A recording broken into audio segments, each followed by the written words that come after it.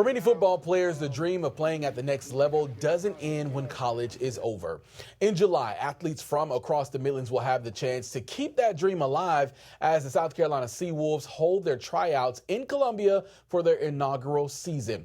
The team is part of a new Apex Pro Football League, which is set to launch in 2027 and bring professional football right here to South Carolina.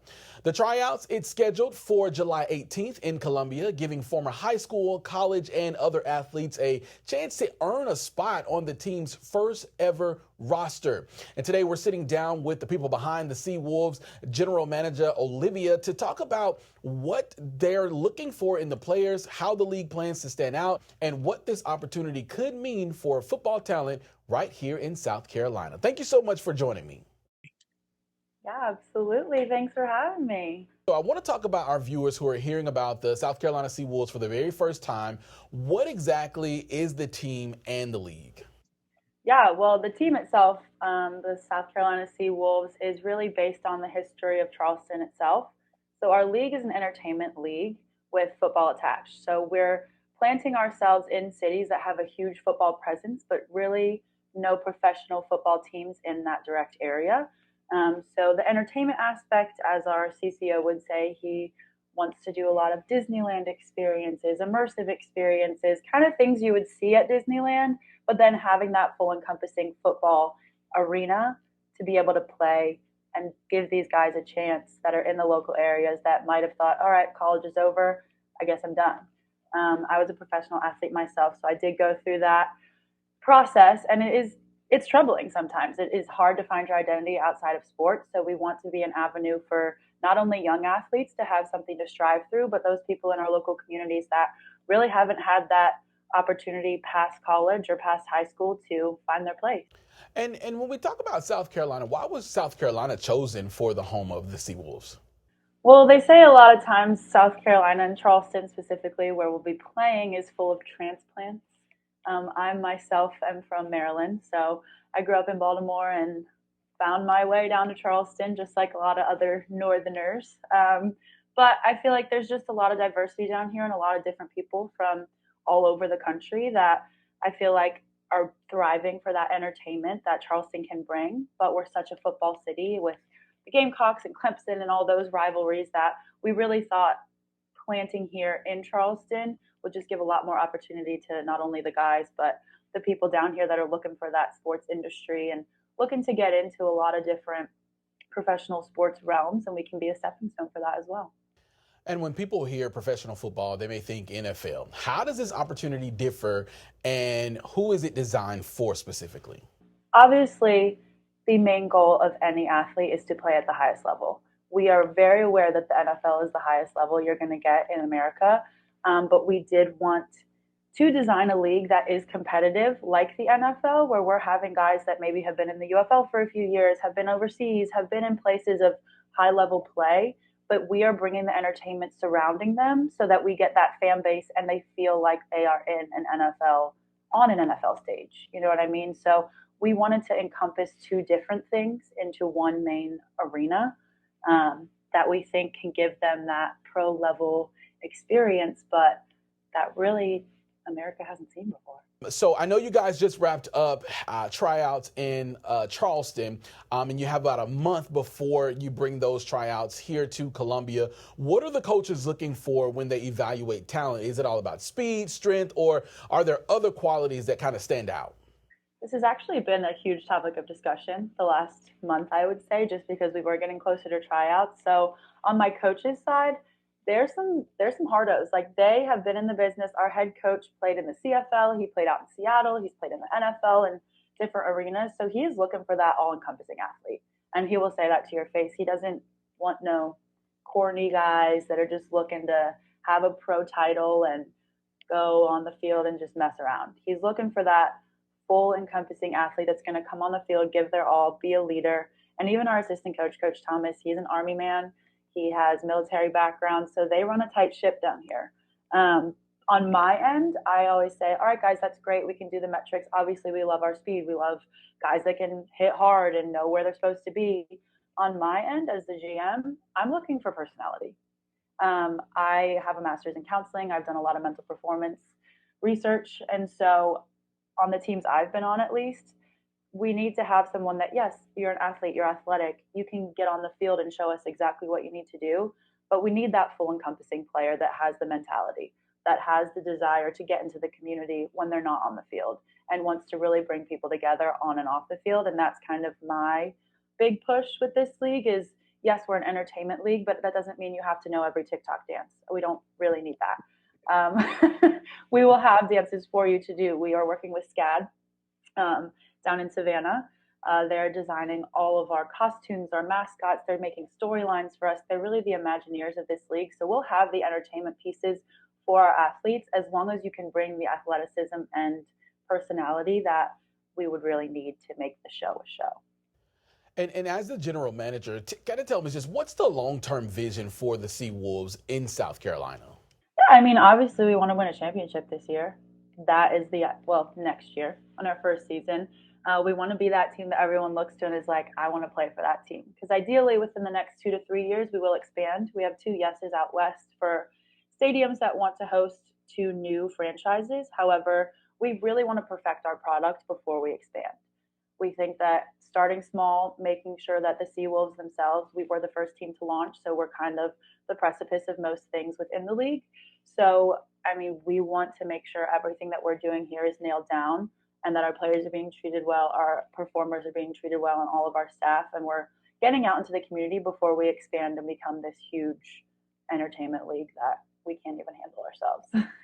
Absolutely. And, how do you plan to build a fan base in a state that already loves college football so much? We have Clemson, we have USC. So what's the plan there?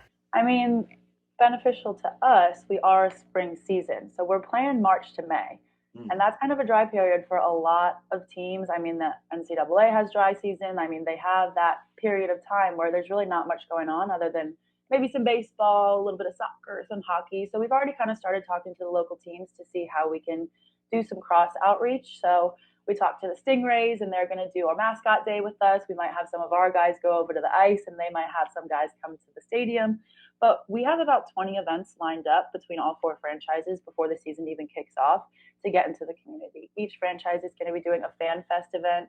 Our CCO, our big thinker, wants it to be a 3-day crazy event. I'm thinking more like 1 or 2, but we definitely want to get out into the community and make ourselves known. And that was the big thing about our tryouts is we opened it up to fans. We had people that just came out to see what we were all about. And that's really what we're building right now is full transparency. We want people to understand what we are going to bring to them. So by the time season rolls around, they want to be in the stands and they want to be with us since we've been with them for the last 6 months or so. And I want to touch on the economic impact that the team could have on the Midlands. What are you seeing? What's your vision for that? I mean, just the partnerships we're already creating with people across South Carolina. I mean, we've already partnered with some great people in Columbia. All of our local businesses that we've partnered with here are really backing us. And that's just going to give more opportunities to those club leagues and all those little guys that are just looking for someone to look up to. And we can give back to them in the sense of, all right, you guys are going to have a booth at our stadium, at the Citadel when we play. We're going to have that cross promotion, which will also open doors for those others in our community that are looking for that kind of backing. And when we talk about the new football leagues, because obviously you guys are new, they seem to pop up every few years, and many of them, they kind of they don't last, they don't stick around. What makes this league different? Funny enough, some of our founders were a part of a different league that was trying to get started a few years ago that was promised in South Carolina and all these different things, but they separated from that just because they saw a dead end, if you know what I mean. And they started this league with the intention of doing everything right based on what they thought was wrong with the last ones that they were a part of. Not to say they won't take off eventually, but that's kind of what we structured our business plan around as the APFL. I mean, our CCO and CMO and our director all are part of very successful businesses themselves. So they're bringing in people with like-minded ideas that can actually get this off the ground. Obviously, like I said, we want to keep it small in the beginning so we don't have that 2 to 3 year failure and kind of dwindle out like some of the other leagues have. But I think the main thing is how we're going to treat our players. we're getting the backing from all of these investors and sponsors and local businesses so that we can make sure our players alone want to stay in the league. And I think that is something that even when I played overseas, I played volleyball, so it's a bit different of a stage. And speaking of the players, what assurances can players have that this league is built for long-term success and not just a short-lived venture? Because football players, once they get out of high school or college, they kind of like, it's a dream of them to want to go pro, and they put it all on the line, and they put their bodies at stake and the things of that nature. So what's like the long-term success of this organization? Yeah, I think you can rest assured knowing that everyone sitting in a position within the APFL has been in their shoes in some form. Whether they have worked for a professional organization, been a professional athlete, they have the understanding of what it takes to be a professional athlete and what you should get in return. So we are steadfast in the idea that we are not going to sign a single player or let anyone come into this league unless we know we can provide for them. And I mean, that is something I stand firm in because it's happened to me, and I know that all of our founders and upper management feel the same way. Sticking with the players, obviously, going to the next level like this, we love money, right? So as far as compensation for the players, what does that look like? Obviously, I know it will be different from player to player, but what does that look like as of right now in the planning stages? So our contract ranges will be about $44K to $55K, and that includes a housing stipend. So we will provide them housing within a certain stipend range. We'll give them the housing. If they want something different outside of that because they have families or they don't want to commute, something of that nature, then they will just get that stipend in their pocket and they can pay for whatever excessive things they might want. We will also be giving them player insurance. So we're giving them health insurance with our partners. We're giving them food stipends. So pretty much all of the things you would see in a pro or semi-pro contract, but we are a short season. So you're getting a good chunk of money in a 3 to 4 month period that a lot of other leagues won't really be providing. What would athletes need to bring, or how do they need to prepare for the tryouts? Yeah, I mean, based on the traction that we got from this tryout, a lot of the guys were saying this felt like a genuine NFL combine. So be prepared to work. It is hot out here. It is finally a Charleston summer. I'm sure Columbia might be a little bit tamer without being next to the coast, but I know it's going to be hot out there. So we will obviously provide water, Gatorade, all the necessary things. Our athletic trainers will be there. We'll have event staff to help you out, but you got to bring your own cleats, gloves, a mouth guard. It's obviously not required, but recommended. We provide jerseys for you that you get to take home after. I just ask that everyone washes them before they go on. Beyond that, so you'll get a jersey, a little tryout pack that we'll provide for you with some of the things our sponsors get in for us. But just be ready to work. Be ready to act like this is game day and prepare accordingly. They're going to be running their 40s. They're going to be doing L drills. They're going to be doing a lot of different physical metrics that we can use as a baseline to then compare across all 3 tryouts that we will be holding. And once the tryouts here in Columbia are over on the 18th of July, how long will it take before these athletes hear something back, or when they'll know when the next steps are and things of that nature? So we have about a 2-week turnaround, which we're actually in the process of right now with our June 6th tryouts. So we're basically going to contact each player individually to give them a yes, no, or please come to the next tryout. So we're going to be very upfront with everyone about where they stand after the date that they try out. We will have a 3rd tryout, which the date is tentative right now based on the first 2, but probably late summer, early fall, and we need to lock down our roster by mid-October or early November. So everyone will know if they have made the team by November because we've got to get our jersey orders in and all the things to get here in time for season. So a 2-week turnaround after you try out, but you will know if you need to come to another tryout or if you might just be a fan of the league. Absolutely. Well, Olivia, I really appreciate you so much for taking the time and doing this interview with us. And if you would like to try out for the team, we're going to have a link on our website, WLTX.com, where you can register and do all the things that you need to do to get ready for those tryouts on July 18th. We'll be right back.